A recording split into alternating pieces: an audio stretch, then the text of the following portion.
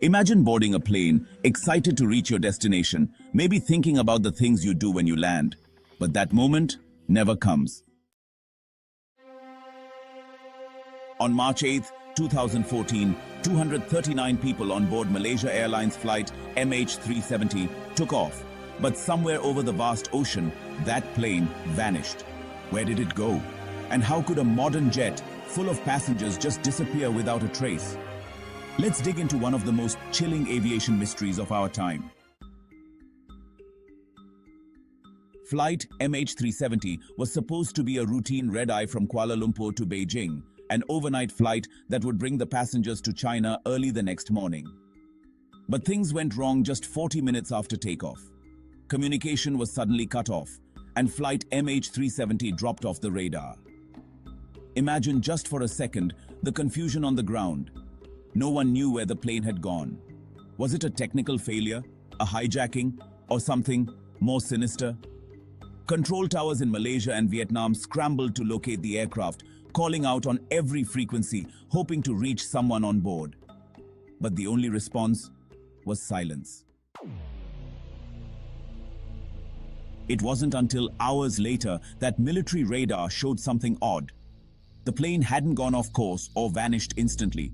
It had taken a bizarre, sharp left turn, flying off its expected path entirely.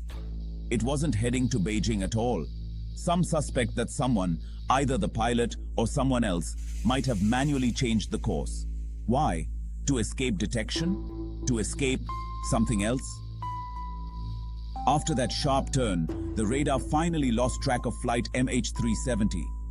But it wasn't just gone. It was completely off the map, as if swallowed by the night. And this was only the beginning.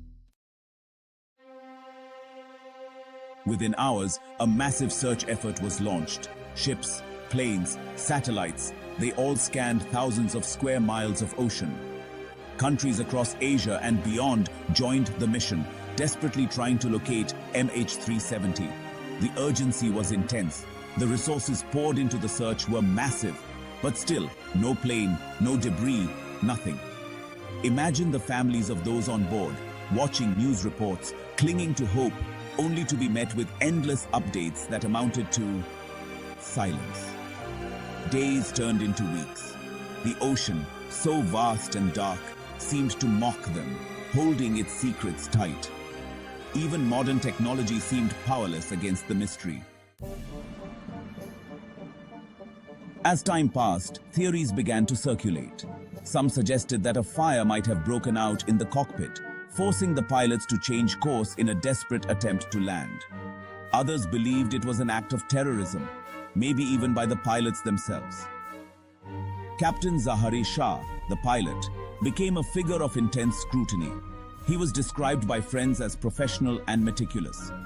But investigators found a home flight simulator with a disturbing detail. A course similar to the one MH370 took before vanishing. Was it just a coincidence or a clue pointing to something darker? Theories multiplied. Everything from a rogue hijacking to government conspiracies surfaced. Some even speculated on supernatural forces. Think about it. 239 people gone in an instant. For some, it was just too much to believe in mere chance or human error. Months passed with no answers until something extraordinary came to light. Inmarsat, a British satellite company, revealed they had handshake signals from the plane. They weren't actual communications, just pings, like a silent ghost, confirming the plane was still moving for hours after it disappeared from radar.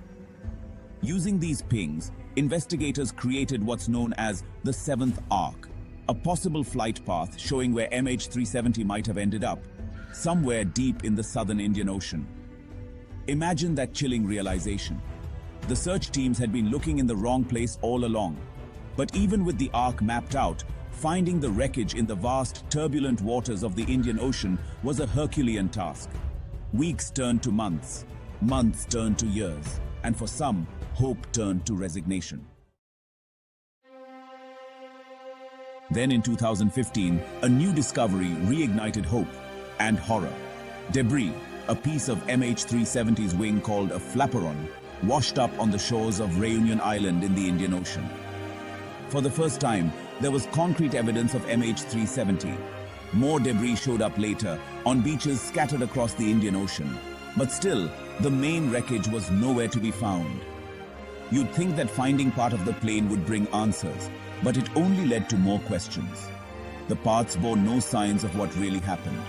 They were silent witnesses to whatever took place that night. As more years passed, wilder theories began circulating. Some speculated that the plane might have been taken over by cyber hijackers who gained control remotely. Others suggested a tragic accident involving military forces. One theory suggested that the plane may have accidentally flown over restricted military zones, leading to its deliberate takedown. But these theories remain just that, speculation. Was MH370 a victim of technological failure, human intent, or even a conspiracy? There's evidence for every angle, and yet none of it gives a complete answer. Imagine a story filled with clues, but each one leading to a dead end. The mystery endures. After years of investigation, advanced technology, and even private searches funded by family members and benefactors, the truth behind MH370 remains elusive. The ocean, they say, doesn't give up its dead easily. And for the 239 souls on board that flight, closure remains as distant as ever. But ask yourself, could it really just be a tragic accident? Or is there more hiding beneath the waves? Every piece of evidence tells part of a story, but not the whole truth. This mystery, an unyielding question in the age of technology, continues to haunt us.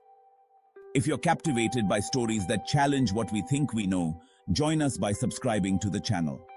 We delve into the world's most perplexing mysteries, true crime, and eerie tales that seem to defy explanation. Until next time, stay curious and watch the skies.